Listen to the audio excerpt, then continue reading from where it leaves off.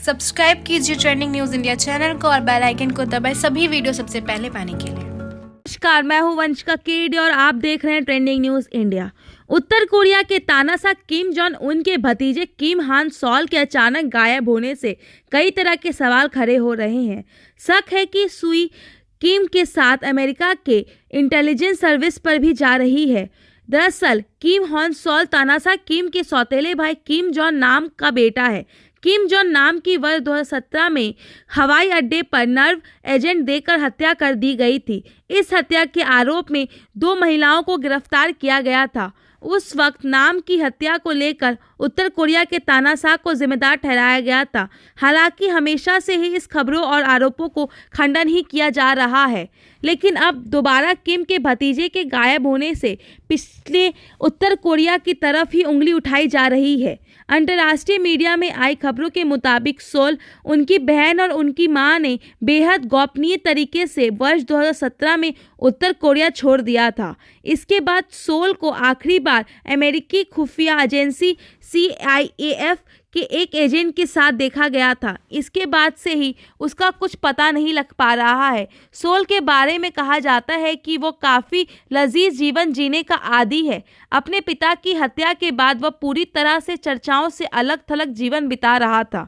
Media में आई खबरों से यहाँ तक कहा गया है कि सोल को CIAF ने किसी तरह की आशंका या खतरे की आशंका से मद्देनज़र अपनी सुरक्षा में ले लिया है। कहा यह भी जा रहा है कि सोल ने CIAF एजेंट के सामने खुद सरेंडर किया था। 25 वर्षीय सोल ने काफ़ी फाटदार अंग्रेजी बोलना सीखा है। पिता की मौत के बाद से ही सोल अपनी मां और बहन के साथ गुमनामी का जीवन जी रहा था।